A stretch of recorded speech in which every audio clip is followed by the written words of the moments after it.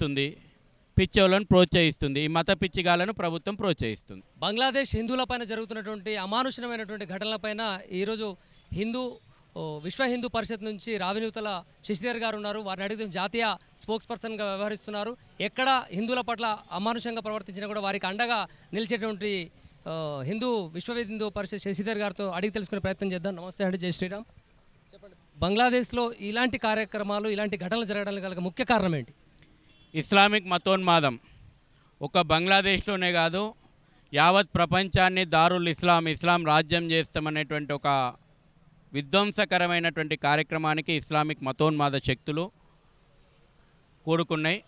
ఈ ప్రపంచంలో 198 జిహాదీ తీవ్రవాద సంస్థలు ఇస్లాం ప్రపంచాన్ని ఇస్లామయం చేస్తాము, అందుకే మేము బాంబులు వేలుస్తున్నాము, అందుకే మారణోమం సృష్టిస్తున్నాము, మా ఎజెండా ఇదే అని చెప్పి చాలా స్పష్టంగా ప్రకటించుకొని పనిచేస్తున్నాయి. మనం కన్ఫ్యూజ్లో ఉన్నాం. ఈ కుహానా సెక్యులిజం మత్తుమందు లోపట ఇంకా హిందూ సమాజం ఆ యొక్క వాస్తవాలను, కఠోరమైనటువంటి సత్యాలను గ్రహిస్తలేదు. కానీ వాళ్ళు చాలా స్పష్టంగా మా జెండానే ఇది, కాఫీల రక్తం పారించడమే మా లక్ష్యం అని చెప్పి బంగ్లాదేశ్ లోపల చిట్ట హిందూ రక్తం పారించే వరకు మేము ఈ దాడులను ఆపము, బంగ్లాదేశ్ను ఇస్లాం రాజ్యంగా మేము ప్రకటించుకున్నామని చెప్పి దాడులు చేస్తూ ఉన్నారు. రిజర్వేషన్ల పేరు మీద సాగినటువంటి యొక్క ఉద్యమము ప్రపంచాన్ని తప్పుదారి పట్టించారు. ప్రపంచం అంతా ఏమనుకుంది, రిజర్వేషన్ల రద్దు కోసం ఉద్యమం సాగుతుందని అనుకున్నారు. కానీ షేక్ హసీనా ప్రభుత్వాన్ని కుప్పగొల్చిన తర్వాత దాన్ని భారత వ్యతిరేక ఉద్యమంగా, ఇజ్రాయెల్ వ్యతిరేక ఉద్యమంగా మార్చేసేసి దాన్ని విస్తృతపరిచి ఈ రోజున హిందూ వ్యతిరేక ఉద్యమంగా మార్చి హిందువుల యొక్క ప్రాణాలను హరిస్తూ ఉన్నారు. ఎక్కడ హిందువు కనబడితే అక్కడ చంపేస్తూ ఉన్నారు. హిందూ సమాజానికి బుద్ధి రావాలి, ఇవాళ కమ్యూనిస్టులకు బుద్ధి రావాలా, కాంగ్రెస్కు బుద్ధి రావాలా. ఇవాళ అక్కడ కమ్యూనిస్టు నేత ప్రవీణ్ను హత్య చేసిర్రు. ఇదే బంగ్లాదేశ్ లోపల ఇదే దేశ విభజనకు మద్దతు పలికినటువంటి కమ్యూనిస్టు నేతలు ఇవాళ అక్కడ కమ్యూనిస్టా, కాంగ్రెసా, లేకపోతే దళితుడా, రెడ్డియా, రావా ఇవేం చూస్తలేరు. నీ మొలతాడుందా, నీవు హిందువా కాబట్టి నువ్వు కాఫీరువు, నిన్ను చంపేస్తా అనేటువంటి ఎజెండాతోటే ముందుకు పోతూ ఉన్నారు. ఇంకా ఈ దేశం లోపల ఇక్కడ కూడా బంగ్లాదేశ్ పరిస్థితులను సృష్టించడానికి, హిందూ సమాజాన్ని చీల్చడానికి ఇవాళ రాజకీయాలు, కులము, వర్గము, ప్రాంతము, భాష, రాజకీయాలతోటి హిందూ సమాజాన్ని చీలుస్తూ ఉన్నారు. ప్రపంచంలో జరుగుతున్నటువంటి పరిణామాలను, బంగ్లాదేశ్లో జరుగుతున్నటువంటి పరిణామాలను చూసి హిందూ సమాజం బుద్ధి తెచ్చుకోవాలి.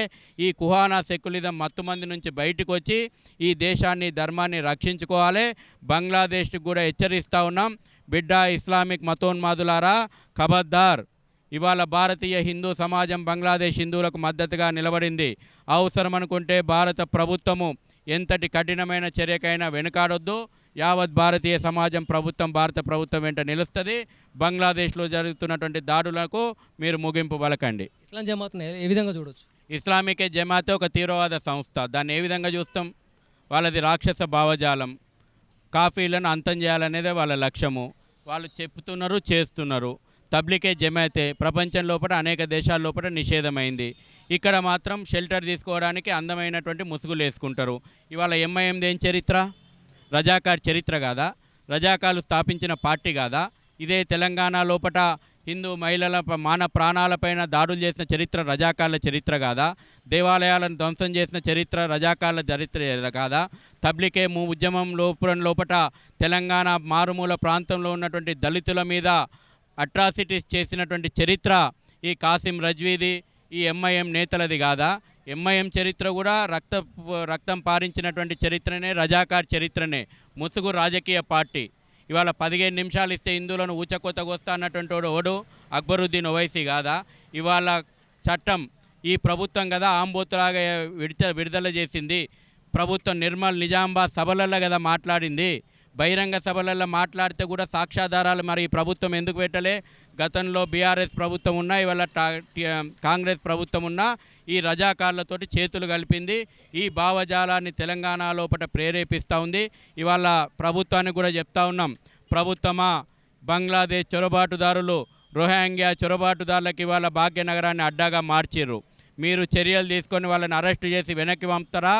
హిందూ సమాజం తన్ని తర్మాలన ఇవాళ ఈ ప్రభుత్వం ముందరుంది. బంగ్లాదేశ్లో ఇంత మారణకాండ సృష్టిస్తున్నా కూడా వారిపైన కేంద్రం ఏ విధంగా చర్య తీసుకోబోతుంది? భారత ప్రభుత్వం కూడా బంగ్లాదేశ్ ప్రభుత్వంతో ఏ విధంగా స్పందిస్తుంది? బంగ్లాదేశ్ ప్రభుత్వానికి భారత ప్రభుత్వం చెప్పింది అర్థమైతలేదు. ఎందుకంటే వాళ్ళు చాలా స్పష్టంగా భారత్ను రెచ్చగొట్టాలి, భారత్ తోటి యుద్ధం చేయాలనే వాళ్ళ లక్ష్యం ఉంది. దాంట్లో ప్రపంచ దేశాల యొక్క కుటిల నీతి ఉంది.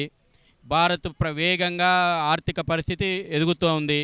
ఈ పరిస్థితిలో భారత్ను రెచ్చగొట్టి భారత్ను యుద్ధానికి ప్రేరేపించాలనేటువంటిది ఉంది. ఒకవేళ యుద్ధమే వస్తే 2 గంటలు బంగ్లాదేశ్ హిందువులను రక్షించుకుంటూనే 2 గంటల లోపల బంగ్లాదేశ్ ఇస్లామిక్ మతోన్మాద శక్తులను ఎట్లా రూపుమాపాలనో ఈ భారత సైన్యానికి, భారత ప్రభుత్వానికి స్పష్టమైనటువంటి విధానం ఉంది. మీరు జాతీయ స్థాయిలో హిందూ విశ్వ పరిషత్లో ఉన్నారు.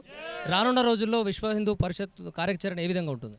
బంగ్లాదేశ్లో కూడా మా యూనిట్ ఉంది. బంగ్లాదేశ్ లోపల మా కార్యకర్తలు తమ ప్రాణాలను అడ్డం పెట్టి బంగ్లాదేశీ హిందువులకు రక్షణగా నిలబడతా ఉన్నారు.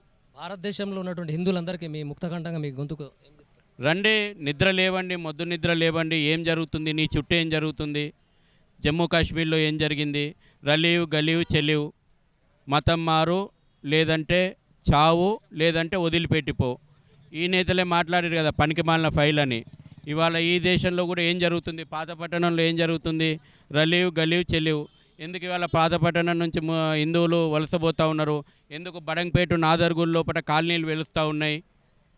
ముస్లింలు ఎక్కడైతే జనాభా పరంగా పెరుగుతారో అక్కడ మైనార్టీలైనటువంటి హిందువుల యొక్క రక్షణ ఉండదు, దాడులు జరుగుతాయి. ఇది ప్రపంచమంతా జరుగుతుంది, మన భాగ్యనగరంలో కూడా జరుగుతూ ఉంది. కాబట్టి ఇవాళ 2047 వరకు ఈ దేశంలో పాపులేషన్ జిహాద్ జరిపి భారత్ను ఇస్లాం దేశంగా చేస్తామనేటువంటి కుట్రలు బహిరంగంగా ముల్లాలు మౌల్వీలు మాట్లాడుతున్నారు. ఆన్లైన్లో అందుబాటులో ఉన్నాయి. నిద్ర లేవాల్సింది హిందూ సమాజము. ఇంకా కూడా నిద్రలే సమస్య నీ ఇంటి వరకు వచ్చింది. నిద్రలే, నీ చరిత్ర మన చరిత్ర. ఇవాళ చెప్తున్నాం 15 నిమిషాలు టైం ఇచ్చేస్తే హిందువులను ఊచకోతకు వస్తా అన్నటువంటి వాళ్ళకి చెప్తున్నా, అరే నీ తాత ముత్తాతలు భయపడో ప్రలోభపడో మతం మారినరా. నా తాత ముత్తాతలు నిలబడి కొట్లాడి తలెత్తుకొని గర్వంగా నిలబడ్డారు కాబట్టి నేను ఇవాళ హిందువుగా ఉన్నారా? నువ్వు ఇవాళ 15 నిమిషాల గురించి మాట్లాడతావురా? తెలంగాణలో ఆలయాల పట్ల దాడులు జరుగుతున్నాయి. దీన్ని ఏ విధంగా చూడొచ్చు? దీనికి గల కారణాలు ఏంటి? దానికి ప్రతిఘటించే విధంగా విశ్వ